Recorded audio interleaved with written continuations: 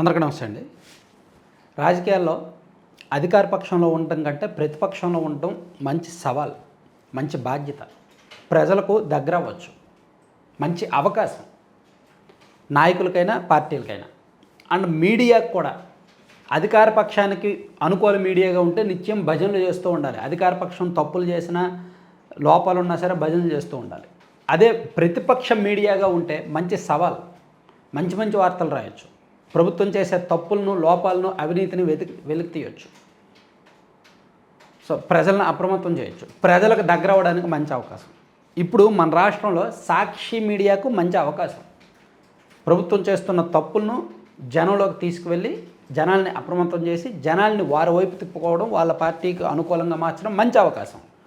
అటువంటి అవకాశాన్ని వాళ్ళు వాడుకోవాలంటే నిజాలు రాయాలి.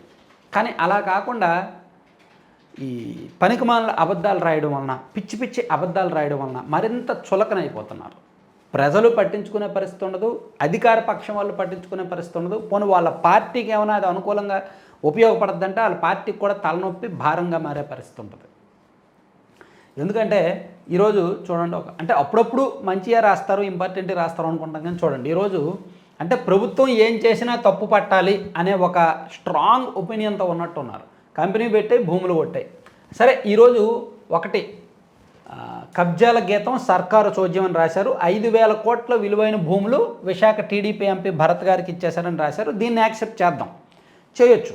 ఎందుకంటే ఒక అధికార పార్టీ ఎంపీకి సీఎం చంద్రబాబు నాయుడు గారికి ఆయన ఎంతో కొంత బంధువు, లోకేష్ గారికి తోడల్లుడు కాబట్టి అంత విలువైన భూములు వాళ్ళకి ఎందుకు ఇచ్చారు? సో ఈ విషయంలో ఖచ్చితంగా ప్రభుత్వం ఇబ్బందులు పడాలి, సమాధానం చెప్పుకోవాల్సిందే.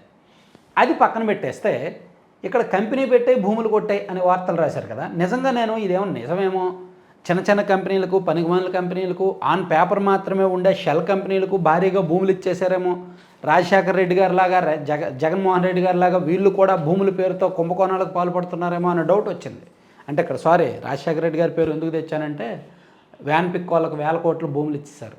ఏమైంది? ఇప్పటికీ ప్రాజెక్ట్ లేదు, భూములన్నీ ఈడీ చేతుల్లోకి వెళ్ళిపోయినాయి. ఇందుజా వాళ్ళకి, లేపాక్షి వాళ్ళకి, అలా పెద్ద పెద్ద సంస్థలకి భూములు భారీగా కేటాయించి వాళ్ళ చేత పెట్టుబడులు పెట్టించుకున్నారు. తెరా కంపెనీలు రాలేదు, ఉపాధి రాలేదు, ఉద్యోగాలు రాలేదు, భూములన్నీ కూడా సిబిఐకి, ఈడీకి చేతుల్లోకి వెళ్ళి ఖాళీగా ఉన్నాయి. రైతులు కూడా మోసపోయారు. అలాగే జగన్మోహన్ రెడ్డి గారు కూడా అలాగే చేశారు. వీళ్ళు కూడా అలాగే చేస్తున్నారేమో అనే అనుమానం వచ్చి సరే చెక్ చేద్దామని చూశారు. ఇప్పుడు అప్పుడే పుట్టిన కంపెనీలకు విలువైన భూములు నాయుడుపేటలో NAN గ్రీన్ మెట్కు 21.36 ఎకరాలు అని రాశారండి. NAN గ్రీన్ మెట్ ఇది ఎవరికి తెలుసా? ఒకసారి గూగుల్లో చూడండి.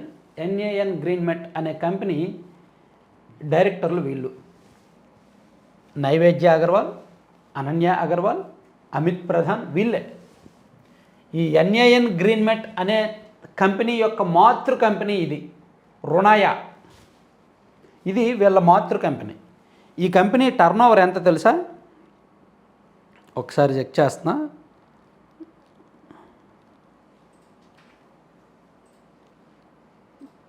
$17 బిలియన్. నవీన్ అగర్వాల్ వీళ్ళందరిది కూడా చాలా పెద్ద కంపెనీ. అండ్ ఈ కంపెనీ గురించి మీరు చూడొచ్చు. ఇదిగోండి, Runaya group founded in 2017, head quarter in Mumbai. వీళ్ళదే ఇది, ఈ రుణాయా గ్రూప్ వాళ్ళదే. ఇప్పుడు ఈరోజు సాక్షిలో రాసిన NAN గ్రీన్ మెట్ అనే కంపెనీ, దీని డైరెక్టర్లు, ఈ రుణాయా గ్రూప్ డైరెక్టర్లు ఒకళ్ళే. సో ఈ కంపెనీ ఇదిగోండి 770 కోట్లు by developing in new gas atomized aluminium power plant and expending its alloy facility following the partnership with Ekart అని రాశారు. అంటే ఇంత పెద్ద కంపెనీ ఎక్స్పెండ్ చేయడానికి దీని అనుబంధ కంపెనీలను కొన్ని పెట్టి ఆంధ్రప్రదేశ్ ప్రభుత్వంతో టైఅప్ అయినప్పుడు ప్రభుత్వం వాళ్ళకి భూములు ఇచ్చింది.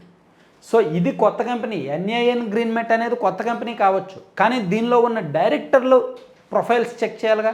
వాళ్ళు పెద్ద కంపెనీలో డైరెక్టర్లు 100 కోట్ల విలువైన వ్యాపారం చేసిన వాళ్ళే కదా. సో అదొకటి. అలాగే ఈ స్కై స్టోరేజ్ అనే కంపెనీ గురించి కూడా రాశారు. ఈ స్కై స్టోరేజ్ను కూడా మనం ఒకసారి చెక్ చేస్తే, మీరు కూడా చెక్ చేయండి. ఈ స్కై స్టోరేజ్ వాళ్ళు, ఈ కంపెనీలో ఉన్న డైరెక్టర్లు కొంతమంది మిక్సాన్ ఎనర్జింగ్ ప్రైవేట్ లిమిటెడ్ అనే కంపెనీలో డైరెక్టర్లుగా ఉన్నారు. మీరు అదొకసారి గూగుల్లో చూద్దాం. ఏంటది వాళ్ళు రాసింది? Sky storage private limited.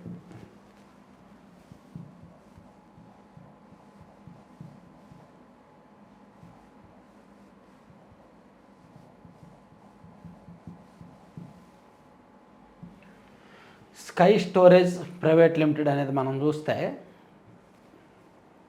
ఇదిగోండి, ఇందులో యోగేష్, శాంతిలాల్ పటేల్, సిద్ధార్థ్ అగర్వాల్ అండ్ హనుమాన్ ప్రసాద్ అగర్వాల్, అనితా అగర్వాల్ వీళ్ళు ఆల్రెడీ వేరే కంపెనీల్లో డైరెక్టర్లుగా ఉన్నారు. ఇదిగోండి, మిక్సాన్ పెట్రోకెమికల్స్ ప్రైవేట్ లిమిటెడ్ అనే కంపెనీలో వీళ్ళందరూ డైరెక్టర్లుగా ఉన్నారు. ఇది చాలా పెద్ద కంపెనీ. మిక్సాన్ పెట్రోకెమికల్స్ అనేది ఎప్పుడు 2017లో పెట్టిన కంపెనీ, 23 నవంబర్ 2017. సో దీని క్యాపిటల్ ఎక్కువ, దీని టర్నోవర్ ఎక్కువ. ఈ కంపెనీ వాళ్ళే ఇప్పుడు కొత్తగా ఆంధ్రప్రదేశ్లో ఒక కంపెనీ పెడుతున్నారు. దాంతో సేమ్ దాని డైరెక్టర్లు ఈ డైరెక్టర్లు ఒకళ్ళే. సో దీని మీద ఏడుపు ఎందుకు? మంచిదే కదా. అలాగే రెండో పేజీలో మరీ విడ్డూరంగా రాశారు చూడండి. రెండో పేజీలో ఇక్కడ ప్రీమియర్ ఎక్స్ప్లోజివ్ లిమిటెడ్కు నెల్లూరు జిల్లా దుత్తలూరు వద్ద 400 ఎకరాలు భూమిని ప్రభుత్వం కేటాయించింది. ఇది ఎంత పెద్ద కంపెనీ తెలుసా? ప్రీమియర్ ఎక్స్ప్లోజివ్ లిమిటెడ్ డిఫెన్స్ పరికరాలు వాళ్ళు తయారు చేస్తారు, మ్యానుఫ్యాక్చరింగ్ యూనిట్. అది చాలా పెద్ద కంపెనీ ఇండియాలో. సో దాని మీద కూడా ఏడుపే. మీరు ఒకసారి గూగుల్లో సెర్చ్ చేయొచ్చు.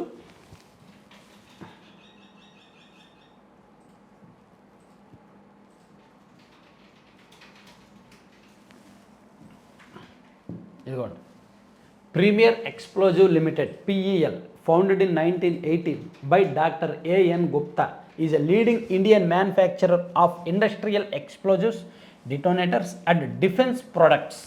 చూసారా, చాలా పెద్దది అది.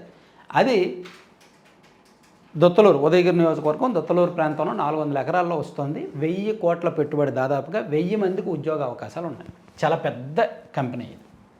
చూడండి, market position key supplier for DRDO and ISRO manufacturers fully assembled rocket motors, high explosive charges and pyrotechnic devices.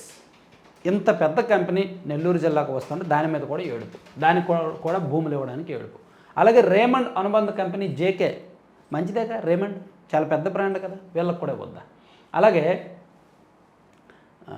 చాలా రాశారు, మరి విడ్డూరంగా రాశారు. చూడండి, పల్నాడు జిల్లా కొండవీడు వద్ద 12.3 ఎకరాల్లో Harshadhatu green nano technologies private limited. Harshadhatu green nano technologies కూడా చాలా పెద్దదండి.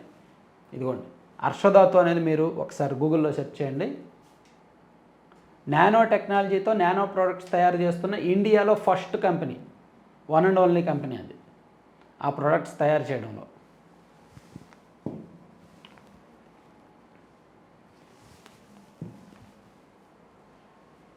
ఇదిగోండి, హర్షధాతు.com ఆ కంపెనీ వెబ్సైట్ ఓపెన్ చేస్తే మీకు అర్థమవుద్ది. Green nano technologies India private the first Indian company to manufacture nano materials through herbal route at commercial scale. ఇదిగోండి, ఇది ఒక మ్యానుఫ్యాక్చరింగ్ యూనిట్. ఇది పల్నాడు జిల్లాలో ఉంది. సో దీనికి భూములు ఇచ్చారు, 12 ఎకరాలు భూములు ఇచ్చారు. తప్పేముంది? ఇక్కడ సాక్షి వాళ్ళ రాతలు అంటే కేవలం ప్రభుత్వం ఏం చేసినా తప్పు పట్టాలి అనే ఉద్దేశం. అన్నీ మంచి కంపెనీలే, వాటి ప్రొఫైల్ అన్నీ బాగానే ఉంది. ఇప్పుడు వర్షా టెక్నాలజీస్ వాళ్ళకి అప్పట్లో లాస్ట్ ఇయర్ ఎప్పుడో వర్షా వాళ్ళకి భూములు ఇచ్చారు విశాఖపట్నంలో. దాన్ని తప్పు పట్టచ్చు. దాని మీద నేను కూడా నెగిటివ్గానే వీడియోలు చేశాం. వర్షా వాళ్ళకి తక్కువ రేటుకు భూములు ఇచ్చారని. దాంతో వర్షా వాళ్ళకి ఇచ్చిన భూములను ప్రభుత్వం వెనక్కి తీసేసుకుంది. సో అలా హై ప్రొఫైల్ లేని కంపెనీలకు, హై ప్రొఫైల్ లేని డైరెక్టర్లకు భూములు ఇస్తే దాన్ని తప్పు పట్టచ్చు. ఏమో దాని వెనక ఏమైనా కుంభకోణం ఉందేమో, గతంలో రాజశేఖర రెడ్డి గారు హయాంలో ఇచ్చిన భూ కుంభకోణాల్లాగా, జగన్మోహన్ రెడ్డి గారి తరహాలో ఇచ్చిన భూ కుంభకోణాల్లాగా వీళ్ళు కూడా చేస్తున్నారేమో అనుకోవచ్చు. కానీ ఇక్కడ కనిపిస్తుంది కదా, కంపెనీల ప్రొఫైల్స్ కనిపిస్తున్నాయి కదా, డైరెక్టర్ల ప్రొఫైల్స్ కనిపిస్తున్నాయి కదా, చాలా పెద్ద పెద్ద కంపెనీలు కదా. సో దీని మీద కూడా ఏడుపు ఎందుకు? సో ఇది సాక్షితో ఇదే సమస్య. రాష్ట్రానికి మంచి జరుగుతున్నా వారలేకపోతున్నారు, పెద్ద పెద్ద కంపెనీలు వస్తున్నా వారలేకపోతున్నారు. అందుకే వీలైతే దాన్ని చదవడం మానేయమని కోరుతున్నాను. Thank you.